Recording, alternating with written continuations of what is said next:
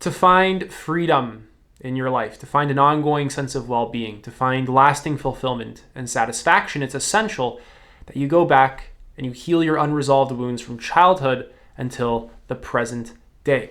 There's all sorts of subtle ways that our culture shapes people up to be psychologically, spiritually, emotionally ill, physically ill as well, ill in every category of life. And without going back to actually investigate some of these past wounds, they're just going to be replaying in your life in ways that you aren't even aware of because some of the stuff is so subtle. And when it happened, you didn't really have a lot of self-awareness. You couldn't make any kind of nuanced distinction or comparison or even really realize what was happening because you were so young. So without going back and actually cleaning up some of this stuff, healing it, your ability to express yourself authentically, to be open, to meet life as it is, to connect with the fullness of this present experience, your ability to do any of that, to reach your full potential, is all going to be hindered. I want to share with you some information on how hard it actually is for kids to regulate emotions. So, a young child has absolutely zero capacity to regulate emotions by themselves. This means that if a kid is alone in a room by themselves, experiencing a lot of anger or sadness or frustration, by themselves they have no capacity to allow those emotions to be processed. Instead, they're going to be repressed and pushed into the unconscious, where they're going to just continuously manifest, but in all sorts of sickening ways. And a kid actually needs the caregiver, mommy or daddy, to help them regulate emotion. The parent has to be grounded there, not just physically, but mentally and emotionally and spiritually grounded with the kid, giving them their full attention, being mindful in the moment, being emotionally safe around the kid so that these emotions can flow, the energy can move, rather than it getting stuck and repressed in the body. And when they're stuck and repressed in the body, we have habitual forms of tension. Right now, if you scan your body, not even just right now, but keep this in mind for like the next week. Scan your body throughout the day for the next week. You'll notice that some areas are just tense. Your shoulders might be habitually raised, or your gut is always clenched. Your heart doesn't feel open. You have trouble even expressing emotions that are involved with the heart. Maybe it even feels numb. Your body doesn't really feel like it's alive and flowing with sensation. So when it's trapped in the body, this tension kind of just gets stuck there. And to always be in these states of just tension, to always be in these states of survival, is not comfortable. Your body's trying to cope with this sort of energy that's just stuck in it. It wants it to arise and then flow freely, to just, in a sense, leave the system. But the constant resistance on your part, the constant tensing, the constant distraction, the constant avoiding is all keeping it all kind of stuck there. It's this sort of pattern of experiencing some kind of pain and then wanting to escape it through TV, the phone, junk food, overworking, etc. Brand new relationship that makes me not confront my old wounds that destroyed my previous relationship. Whatever it is. So it's essential for you, in order to actually experience fulfillment in your life, to self-actualize, to self-transcend, to realize how profound existence is, to fall in love with existence and life itself. It's essential for you to go back and to clean up all this stuff, because it leaves you with these sort of distorted perceptions of life as well, because you're so closed off. You're passive aggressive. You're actually hostile. You're in a sort of state of violence, actually, with the present experience. Resisting it, fighting it, not being able to let it move as it naturally does, not being able to be open to it, not being able to be receptive or soft in the moment, always needing to be aggressive and forceful, imposing your will upon life. Can you see how these two different approaches totally shape up someone's whole worldview in completely different ways? Can you just intuit that possibility? Just kind of instinctually picking that up. So when we push down unresolved grief and pain, we block our capacity to heal and experience wholeness. We block our capacity to experience ourselves as just one whole being, totally one with the environment, unified within our own ego as well. Our sense of self is fractured, therefore our worldview is fractured. We view everything as separately and independent parts. We're harsh with ourselves, we're critical of ourselves, we're critical of other people. We block our own joy and fulfillment. We block our own connection to the magic of existence itself. Because once all that stuff is all kind of stuck there and it's just unable to move, it's just in this sort of holding pattern, it actually, number one, takes energy to continuously maintain that pattern. It's actually exhausting to hold it all there. And number two, once it's there, it leaves you with that sort of skewed perception of life. It actually filters your sort of perception. I'll just leave it at that. I'm sure you understand.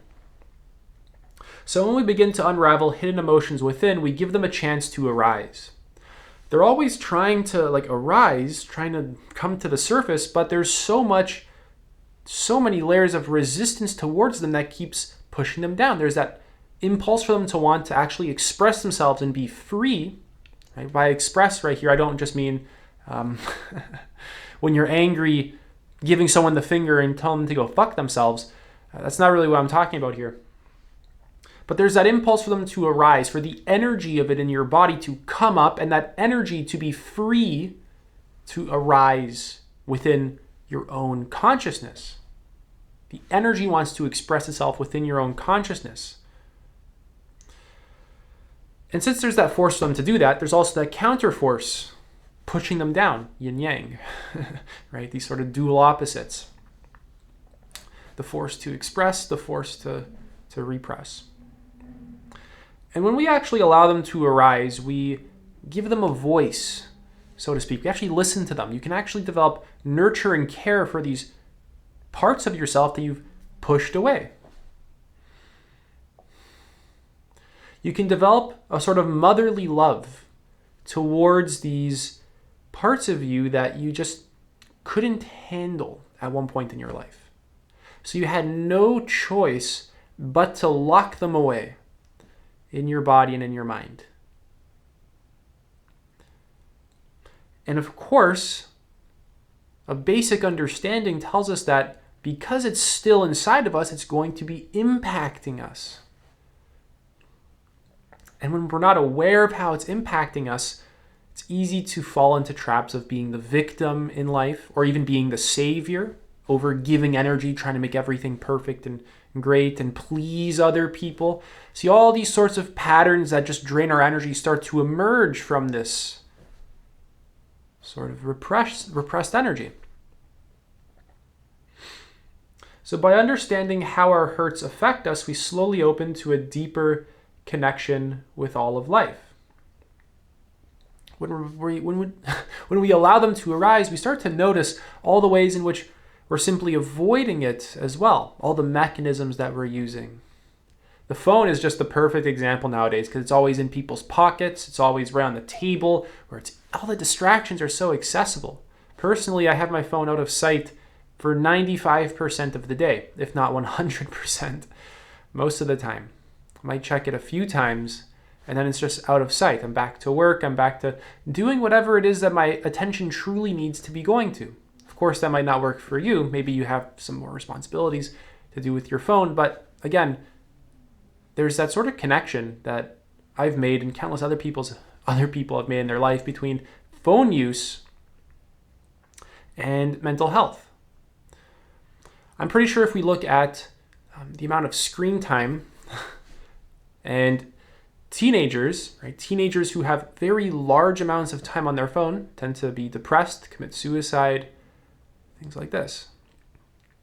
It doesn't really take a genius to actually figure this one out. When you're habitually distracted, when you're overstimulated, when you have nothing of actual meaning or purpose in your life, when you have no one to connect to, and you're just spending your whole life on your phone, this is sickening. So of course this is going to impact you. And it's also, like I have mentioned in this video, a good way that we distract ourselves from all those feelings that we simply don't want to feel, which only makes it 1,000 times worse. The avoidance of these feelings is itself exhausting because it takes energy to actually avoid feelings. It takes energy to continuously repress. This doesn't come for free. This comes at the expense of your precious life energy, which can be freed up and used to create and maintain well-being within yourself. To allow difficult emotions to move through you and not control you, not rule your life, this helps you to mature emotionally. A core thing of emotional intelligence is being able to allow the emotion to move through you, allow the energy of it to actually flow through you without a need to restrict it or control it or repress it, just allowing the energy to move totally organically and not need to force it to be another way. So such emotions can be rage, anger, sadness, grief, anxiety, etc. And essentially the task here is to pause, to be present, attuned, attentive towards the present, to consciously relax the body, making sure it's not in any kind of overly rigid holding patterns. Your body's going to express this and reflect this to you in all sorts of subtle, nuanced ways. But to really just allow the body to relax and just feel what's going on there. To allow yourself to just listen to what's actually going on in your own inner world. Because you have an entire subjective world in you that needs to be maintained. It needs to be looked at, examined, cared for, nurtured in the same way how a flower has to be cared for and watered, put in sunlight. Your inner world requires that you shine the sunlight of your awareness onto it in order for it to be well. And that you're able to actually give it a sense of nurture. To genuinely care for these parts of you. To imbue that sense of awareness with an open heart, with love.